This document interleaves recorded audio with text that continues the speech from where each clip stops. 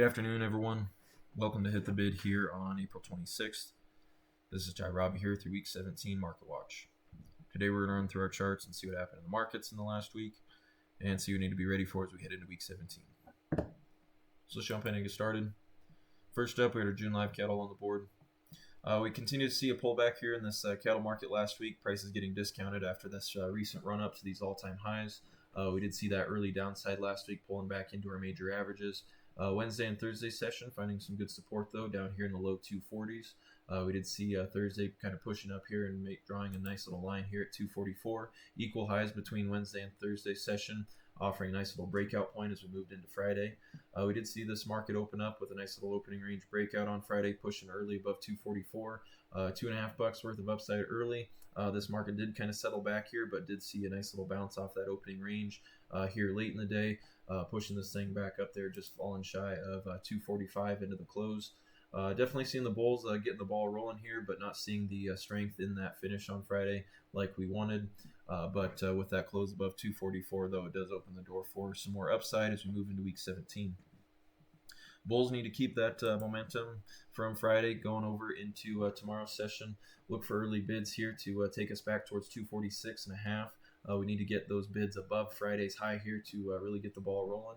If we can get a nice decisive close up here above this level, we should see a pretty quick markup here towards 251.30. This prior week's point of control up here right shy of this 252 all-time high is going to be acting as a magnet for price.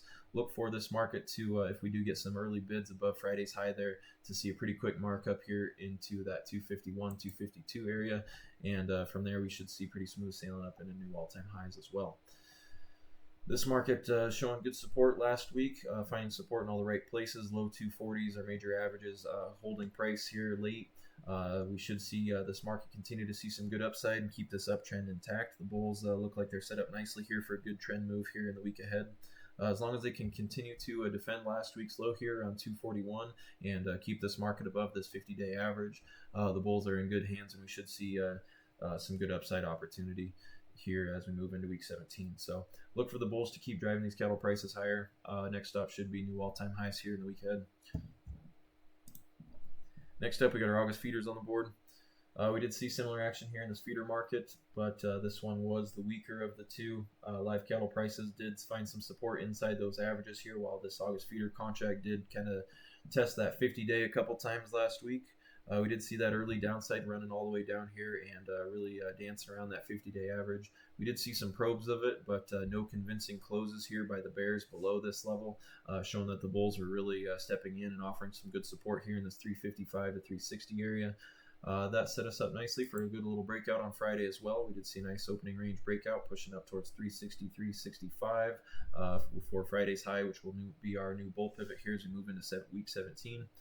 This market, like that live cattle market, did see some weakness late, kind of settling back, briefly undercutting that opening range here before finishing the day right there around 361.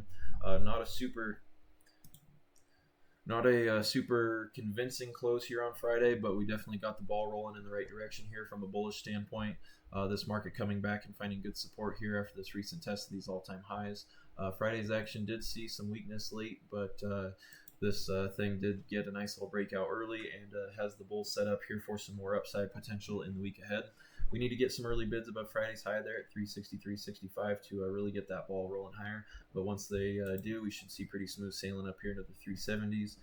This market, like I said, has seen a little bit more weakness compared to that live cattle market, but we should see these prices continue to keep on climbing. The uptrend remains intact. We did find good support last week, and we should see the buyers continue to drive these cattle prices up and see these feeder prices start heading up there towards $4. So look for both live and feeder markets to get some traction here as long as they can defend their 50-day averages and those prior week lows. The bulls are set up nicely here for some good upside potential as we move into Week 17. Look for the bulls to keep on pushing this market higher in the week ahead. And next up, we got our July corn futures on the board.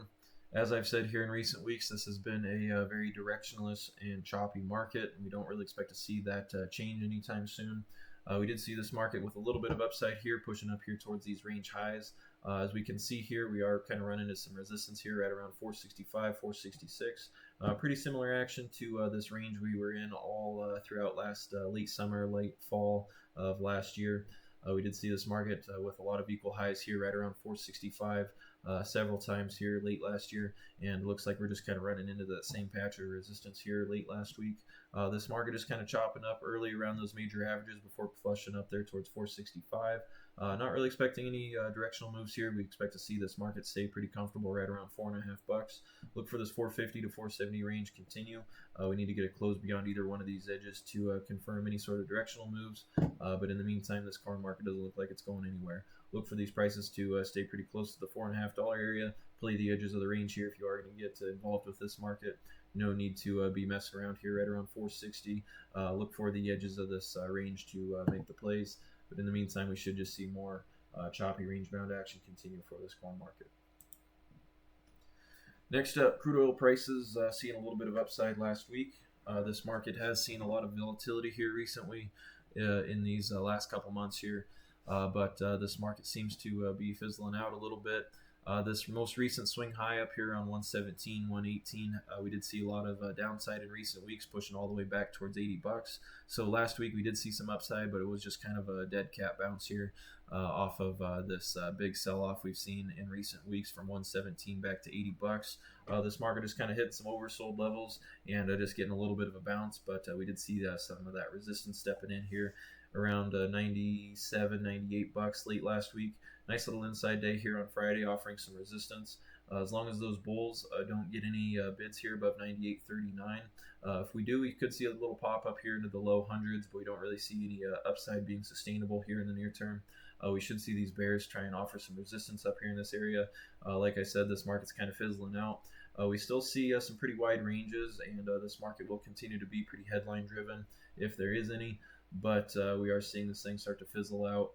Volatility is still elevated, but we are starting to see this market settle back here down towards the $80 range, where it should start to trade around and form a little bit better structure. We have seen just pretty sloppy, loose trading action here in recent weeks, and that we wouldn't be surprised to see that action continue.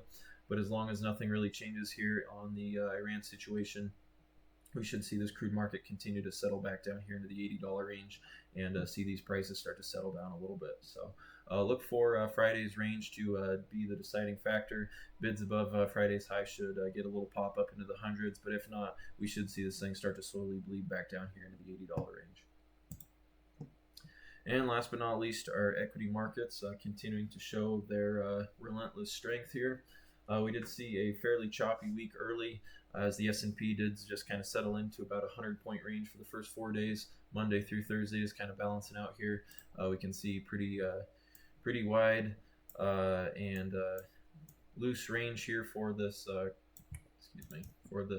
S&P index here. Nice back and forth here between 70.85 and 71.85 all week long, bouncing back and forth. Friday's session, though, we did see nice little traction here to the upside and a nice strong close up there near these all-time highs that printed at 7,200. So far, with that nice close up here, kind of coiling up, getting nice and tight, looks like it's setting the bulls up for a continued upside in the week ahead. The Nasdaq continues to be the strongest of the bunch here, just a straight upside, one-way street here for this Dow index ever since testing 23,000 here back in late March. Right back to all-time highs, leading the way.